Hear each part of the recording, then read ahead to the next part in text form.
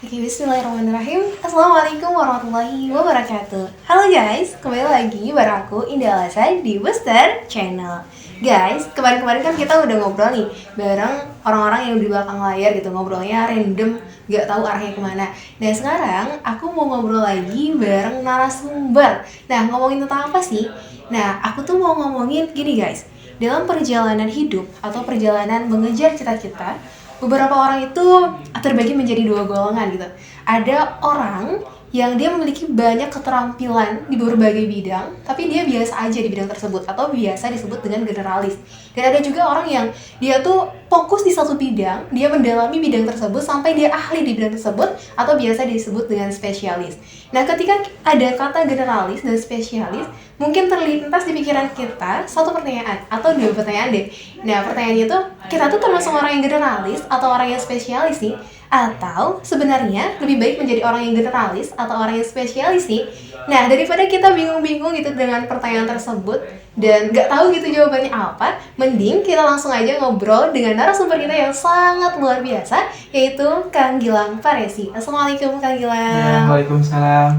Oke, selamat. Apa kabarnya Kang Gilang? Alhamdulillah baik. Oke, alhamdulillah baik. Nah, Kang, sama dengan narasumber yang sebelumnya gitu ya. Sebelum kita membahas lebih jauh tentang generalis dan spesialis, itu biasanya suka ada sesi perkenalan dulu nih, Oke, Kang. siap. Nah, boleh nih Akang memperkenalkan diri ke teman-teman podcast. Oke. Baik, bismillahirrahmanirrahim. Assalamualaikum warahmatullahi wabarakatuh. Perkenalkan, nama saya Gilang Muhammad Fajri Faresi. Bisa dipanggil Gilang, bisa dipanggil juga Faresi. Saya berasal dari kota Bandung dan saya dilahirkan di Kuningan 16 Juni 1998. Aktivitas saya hari ini, saya banyak terjun ke dalam organisasi intra kampus maupun ekstra kampus. Dan saya sekarang lebih condong kepada bisnis karena Rasulullah selalu mengutamakan sebagai saudagar agar tidak terjerumus ke dalam duniawi mungkin ya, seperti itu. Oh, Terima kasih. iya, berarti condong terhadap bisnis. Apakah Kang Gilang ini termasuk spesialis? Nah, nanti kita kupas. Oke, Kang, tadi aku membahas tentang generalis dan spesialis. Aku mau tanya dulu nih, bagaimana pandangan Akang terkait orang-orang yang generalis gitu, Kang? Oke. Kalau misalkan kita lihat dari substansinya bahwa generalis di sini kan mempunyai sebuah keilmuan yang banyak ya, sehingga dia bisa survive di masyarakat tentunya. Apalagi kita sebagai mahasiswa tentu itu menjadi sebuah fundamental untuk leading di situ kan. Untuk sebagai mahasiswa pencerah tentunya kita ya mampu gitu untuk bisa menggeneralisasi semua keilmuan, karena nggak bisa kita berbicara di masyarakat kita condong kepada satu substansi saja gitu. Ketika saya di PAI mungkin beberapa segmen kita harus menggunakan keilmuan yang, namun banyak masyarakat yang memang membutuhkan keilmuan yang lain. Nah, disitulah mungkin keutamaannya kita harus mempelajari semua keilmuan. Oh, berarti mempelajari semua keilmuan itu penting juga ya, Kang? Penting Jadi juga. orang yang generalis juga penting. Nah, tadi generalis, sekarang spesialis nih, Kang. Nah, gimana pandangan Akang terkait orang-orang yang spesialis, Kang? Nah, untuk orang spesialis juga tentu tidak dapat dipungkiri bahwa itu mungkin pilihannya dan memang tidak dipermasalahkan gitu, karena terlebih dari kita sebagai mahasiswa dan kita harus mempunyai keahlian di situ supaya mungkin ada keinginan yang memang dicapainya, sehingga disitulah mungkin step by step yang harus kita capai. Aduh, kalau misalkan mendengar jawaban-jawaban dari Kang Gilang, generalis bagus, spesialis juga bagus. Nah, setiap pilihan itu pasti ada kekurangan dan ada kelebihannya. Nah, menurut Akang sendiri, apa sih kekurangan dan kelebihan menjadi seorang generalis atau misalkan menjadi seorang spesialis, Kang? Oke. Nah, tentu kan tadi sudah dikatakan bahwa generasi itu mempunyai banyak keilmuan. Nah, kekurangannya apa? Ketika dia dihadapi dalam sebuah permasalahan yang mungkin dia lebih condong ke keilmuan tersebut, tapi dia tidak mumpuni secara keilmuan, sehingga ya disitulah gitu kan banyak yang memang harus digali lagi gitu. Contohnya saya mungkin bisa dikatakan generalis. Kenapa generalis? Karena saya jurusan di ilmu pendidikan agama Islam, tetapi banyak yang harus saya kerjakan. Contohnya saya di bisnis sekarang dan saya pun sebagai trainer gitu kan di beberapa bidang olahraga. Maka dari itu ya mungkin itu kelebihannya, tapi kekurangannya apa? Ketika mungkin ada program keagamaan yang mendalam gitu kan, contohnya dalam bahasa Arab pun itu tidak bisa gitu kan secara mendalam, sehingga saya pun itu dikatakan tidak mahir lah. Mungkin itu kekurangannya, salah satu rumput ilmu salah satunya. Itu yang generalis. Nah, Iya, kalau generalis. spesialis sendiri gimana, Kang, kekurangan dan kelebihannya? Nah, ketika spesialis tentu kelebihannya tadi gitu kan, dalam satu segmen objektif itu sangat mengindahkan lah ketika kita berbicara tentang keilmuannya gitu, menggali sebuah prestasi dalam keilmuan tersebut. Namun ketika di hadapan masyarakat kita tidak bisa mengibarkan bendera kita gitu kan. Kalau menurut saya mengibarkan bendera kita bahwa saya dari jurusan ini, jurusan itu, atau mahir dalam keilmuan ini, tapi ya masyarakat mencap kita bahwasannya ya kita mahir gitu kan dalam segala bidang, karena ya gitu, mahasiswa itu kan agen of change ya, perubahan, jadi mampu menjadi leading lah untuk masyarakat pada umumnya. Jadi ada kelebihan, ada kelemahan di setiap generalis dan spesialis. Kalau misalkan ngomong tentang generalis dan spesialis, aku tuh ingat sejarah ada ilmuwan muslim zaman dulu itu yang bernama Al-Biruni. Beliau itu sangat biiznillah dengan kecerdasan beliau itu menguasai berbagai bidang, Kang. Menguasai berbagai bidang sampai dapat julukan guru segala ilmu. Tapi beliau juga sempat menjadi spesialis gitu, spesialis di bidang matematika dan astronomi. Kalau misalkan kita kaitkan dengan zaman sekarang, di perkembangan zaman yang sangat canggih atau bisa masuk ke sekarang tuh 5.0 gitu. Nah, menurut Akang sendiri, di zaman sekarang itu lebih baik menjadi seorang yang generalis atau menjadi seorang yang spesialis sih, Kang? Mungkin tadi kan bisa dikatakan bahwa kita berbicara kepada ilmuwan muslim gitu kan. Tentu ketika kita bisa melihat pun ada namanya pan-islamisme mungkin ya pada tahun 19, yaitu ada Jamaluddin Al-Afghani. Mungkin disitulah bagaimana Islam menjadi modern gitu kan. Dan bahkan Muhammadiyah pun merujuk kepada dia yang mempunyai jurnal, yaitu Al-Urwatu Al-Wusta. Nah, dan saya misalkan hari ini kita implementasikan, kita tidak bisa condong ke pihak generalis atau spesialis, tapi ada di beberapa jurnal bisa dilihat bahwa kita harus fleksibel gitu. Dimana ketika masyarakat atau substansi apapun ketika membutuhkan sebuah keilmuannya, kita harus bisa mau tidak mau gitu. Karena disitulah tuntutan. Mungkin ketika kita kerja di bidang tertentu ya kita harus bisa, tapi ada segmen-segmen yang mengharuskan gitu kita harus bisa menguasai keilmuan yang lain gitu. Sehingga kita bisa dikatakan ya agent of change gitu, untuk merubah sebuah kultur yang mungkin buruk bisa lebih baik lagi ke depannya gitu. Oke, jadi intinya kita tidak bisa memilih gitu, menjadi saya pengen jadi generalis, saya pengen jadi spesialis, tapi harus dua-duanya ya, Kang ya. Jadi generalis iya dan spesialis iya. Spesialis juga iya. Nah, tadi kita ngomong tentang generalis dan spesialis. Aku kepo nih. Sebenarnya tadi Kang Gilang kan sempat notice sih saya itu seorang generalis gitu. Tapi sekarang fokus di bisnis. Nah, jadi Kang Gilang tuh sekarang apa gitu? Nah, kalau saya sendiri ya kalau untuk saya punya tujuan, yaitu laqad kana lakum fi rasulillahi uswatun hasanah. Tentu ketika manusia itu ingin menjadi qudwah hasanah untuk teman-teman semua, karena percuma ketika kita menjadi seorang mahasiswa, menjadi orang akademis tapi tidak bisa menjadi untuk bermanfaat untuk orang lain gitu kan. Kalau kata sabda Nabi, khairun nas anfa'uhum linnas, tentulah itu yang harus kita amalkan. Dan apa sih yang harus kita ketahui? Dakwah itu bagi saya itu bukan berbicara bilisan, tapi bilhal, apa yang harus kita perbuat gitu, agar orang-orang bisa melihat. Nah, bagaimana caranya untuk berdakwah? Yaitu kita harus mempunyai sebidang keilmuan yang mungkin banyak gitu ya, bukannya sebidang saja, tapi semua keilmuan yang memang harus kita kuasai, yang mungkin masyarakat dibutuhkan gitu. Mungkin saya di sini berbicara bisnis karena kultur dan demografi wilayah saya itu kebanyakan bisnis gitu kan. Maka dari situ saya harus berdakwah dengan bagaimana saya harus bisa memanage bisnis gitu. Toh ketika misalkan saya ada di perkampungan atau dimanapun yang memang kurang akan keilmuan tersebut, ya saya di situ harus bisa spesialis.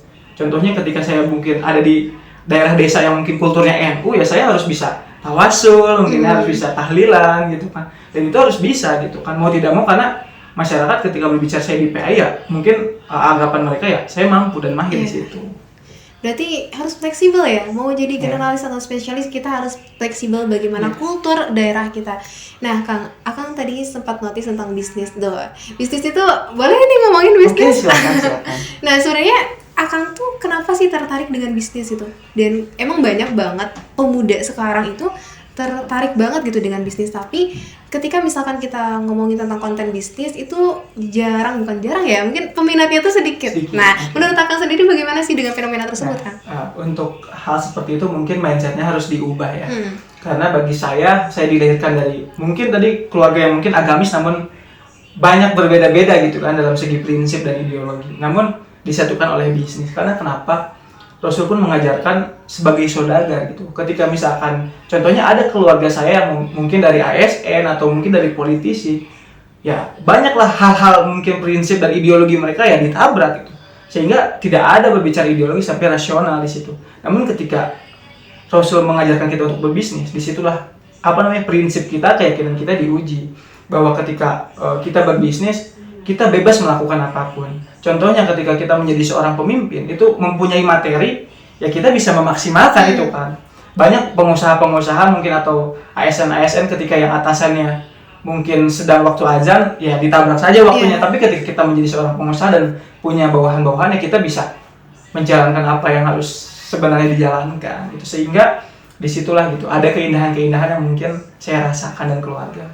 Berarti kekuasaan atau ketika kita punya punya kekuasaan di tangan kita, dakwah itu semakin mudah ya Kang ya. Nah Kang, kalau misalkan tadi sempat tertarik dengan perkataan Akang tadi, kalau misalkan ASN atau pemimpinnya dia nabrak-nabrak waktu sholat gitu ya, itu kan yang berbahaya. Nah kalau misalkan sekarang tuh ada permasalahan, mungkin permasalahannya itu ketika kuliah nih Kak, kuliah yang megang kekuasaan tuh dosen kan, yang megang kekuasaan dosen. Dan kadang ketika kuliah yang nabrak waktu sholat, kadang misalkan waktu kuliahnya sampai jam 4. Nah menurut Akang sendiri bagaimana fenomena tersebut Kang? Nah mungkin ya berbicara tadi hal waktu ya. Karena mungkin as-sholatu ala waqtiha mungkin ya, bisa dikatakan dari situ. Namun kita bisa melihat kalau di ilmu fikih itu ada namanya maslahat mursalah ya.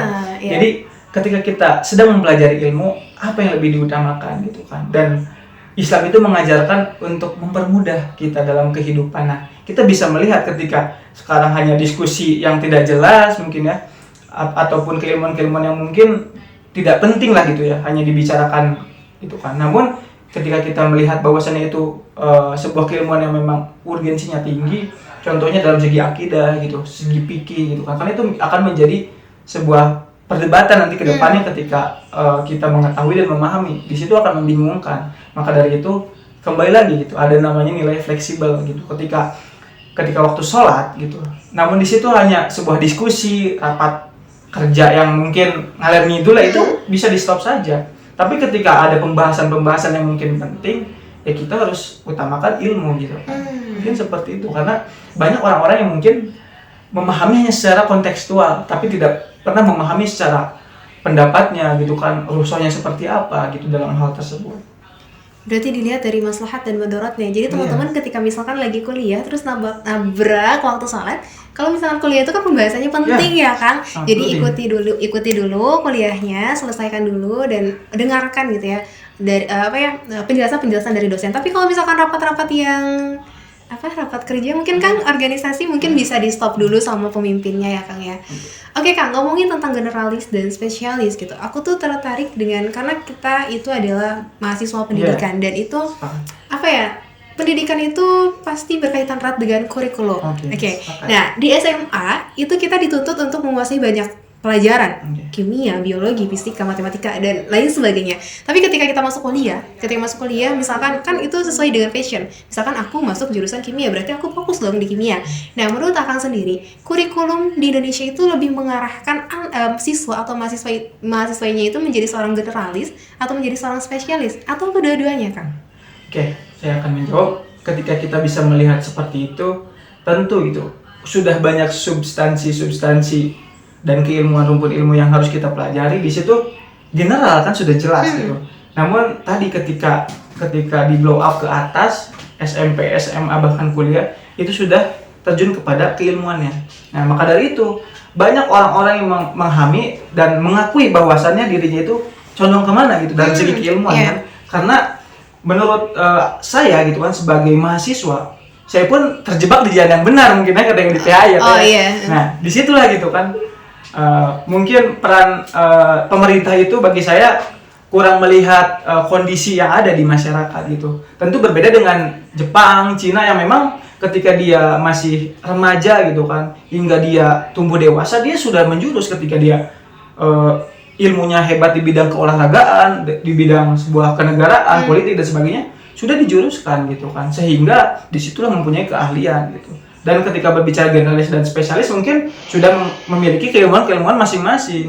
Dan disitulah ada sebuah penutupan ya kekurangan-kekurangan yang ada di masyarakat gitu. Oh, berarti kurikulum kita lebih ke generalis sih, Kang? Iya, ke generalis. Nah, menurut Akang kan kuliah di pendidikan. Okay. Nah, bagaimana misalkan ketika Akang di posisi pemerintah, nantinya misalkan di posisi perintah, apa yang akan lakukan? Apa yang akan Akang lakukan gitu? Dengan tadi Akang membandingkan dengan Jepang, pendidikan Indonesia dengan Jepang. Nah, bagaimana mungkin cara Akang supaya pendidikan Indonesia itu bisa lebih maju, bisa lebih baik lagi gitu, Kang? Oke. Tentu ketika kita berbicara pendidikan adalah sebuah leading sektor peradaban ya. Iya. Makanya ketika Jepang pun dibom oleh Amerika gitu kan, tragedi Hiroshima dan Nagasaki. Jenderal Jepang tidak berbicara tentara tapi berbicara pendidik. Nah, disitulah kita sebagai pendidik yang memang harus mencerminkan nilai-nilai pendidikan gitu. Terkadang banyak orang pendidik tapi tidak berpendidikan gitu. Iya, aduh, siapa tuh? Nah, tapi ketika kita tadi gitu kan, ketika mungkin saya akan diangkat menjadi ASN dan bagian pendidikan, ini kan berbicara pemerintahan, mungkin ada agak sensitif, namun yang jadi pertanyaan, saya di bagian mana nih gitu kan, karena struktur pemerintah ini tinggi gitu. Iya. Kalau jadi menterinya ya harus kita fleksibel lah gitu kan. Jangan sampai ketika kita jadi petinggi itu melaksanakan apa yang harus dilaksanakan dengan semena-mena gitu kan. Nah, disitulah gitu bagi saya, ketika saya menjadi pendidik, saya akan memaksimalkan apa kebutuhannya gitu, bukan apa pencapaiannya. Karena ketika kita bisa melihat pencapaian tapi masyarakat itu tidak siap akan apa yang kita inginkan gitu. Contohnya ketika Gus Dur memimpin Indonesia ini kan, banyak orang-orang yang memikirkan hal yang aneh-aneh gitu kan ya. Nah, mungkin disitulah gitu kita bisa melihat bahwa kesiapan masyarakat yang seperti apa gitu ketika saya memimpin, dan kurikulum seperti apa yang masyarakat butuhkan sebelum untuk jauh ke depannya seperti Jepang dan yang lainnya. Berarti identifikasi masalah kebutuhan masyarakatnya dulu apa ya, Kang, baru kita membuat indikator keberhasilan atau ketercapaiannya. Jadi jangan sampai kita membuat ketercapaian gitu, indikator keberhasilan, tapi kita nggak tahu kebutuhan masyarakat apa. Iya, gitu tuh. Karena memang kalau misalkan dilihat gitu ya, karena banyak gitu ya, mungkin orang-orang mungkin idealis gitu kan, tapi tidak bisa gitu dia melihat kenyataan di lapangan setempat gitu. Banyaklah orang hal-hal seperti itu yang memang berbicara konsep gitu kan. Karena ketika Jerman pun itu kan tidak ada konsepan bagaimana ketika dia itu akan memenangkan pencapaian Perang Dunia Kedua gitu. Semua sekutu diserang gitu kan, blok manapun diserang gitu kan, sehingga tidak ada tujuan gitu. Nah, ketika kita ada tujuan dan mungkin kebutuhannya apa, pastilah Hitler itu akan memenangkan Perang Dunia gitu kan. Kalau misalkan kita bisa lihat strategi game teorinya gitu kan. Seperti itu.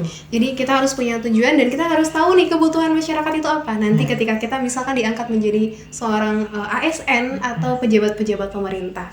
Nah, Kang, ngomongin tentang generalis dan spesialis tadi, bahwa kita tidak bisa menjadi seorang yang generalis, kita juga tidak bisa menjadi seorang yang spesialis aja, tapi fleksibel. Yeah. Tapi ada juga ya, Kang, di permasalahan keterampilan, misalkan ada kasus ketika misalkan saya tuh punya berbagai keterampilan di beberapa bidang, misalkan di olahraga misalnya di olahraga, kemudian di seni dan di lain sebagainya. Misalkan di olahraga, seni, apalagi ya satu lagi dan lain sebagainya. Nah, tapi saya tuh B aja gitu di bidang tersebut dan saya belum menemukan fokus saya di mana. Nah, menurut Akang sendiri bagaimana sih tipsnya supaya saya tuh bukan hanya menjadi seorang generalis, pandai di berbagai bidang tersebut, tapi juga menjadi seorang spesialis juga gitu kan? Ya, tentu ketika kita sebagai mahasiswa kan, sebagai akademisi, kita mempunyai pegangan kita dalam rumpun keilmuan yang mana. Mungkin disitulah yang harus kita kuatkan dalam segi keilmuan. Karena orang tua yang mungkin menuntut gitu, dan masyarakat mengharapkan keilmuan yang memang kita tekun di situ. Tak lupa, bahkan ketika kita sebagai mahasiswa pun tentu kita bisa belajar dari rumpun ilmu manapun gitu kan. Karena ketika seorang ilmuwan gitu kan, seorang cendekiawan pun berkata bahwa seorang sufi itu memang baik gitu kan, tetapi dia tidak akan lebih baik ketika dia meninggalkan keluarganya, meninggalkan kegiatan-kegiatan kemasyarakatannya, sehingga disitulah gitu kan, ketika habluminallahnya sudah tinggi, namun dia melupakan habluminannasnya gitu. Nah, maka dari itu ya kita harus fokus dalam sebuah keilmuan itu wajib ya. Namun kita juga jangan meninggalkan keilmuan yang lainnya. gitu supaya seimbang. Makanya di situ ada nilai-nilai fleksibel gitu. Seperti itu. Jadi kita wajib fokus ke ke satu keilmuan, tapi juga kita jangan mengabaikan keilmuan yang lainnya ya, Kang ya. Sepakat. Jadi intinya kayak gitu. Nah, Kang, kita udah panjang banget ngomong generalis dan spesialis, tapi gak kerasa banget. Ya mungkin terakhir nih, ada gak sih closing statement dari Akang terkait pembahasan generalis dan spesialis ini? Nah, untuk generalis dan spesialis, butuh teman-teman semua, saya tidak ingin menjuruskan teman-teman semua itu kemana-mana ya, entah pun ke generalis atau spesialis. Yang jelas, semua ilmu itu akan bermanfaat ketika kita bisa menggunakan ilmu tersebut gitu kan.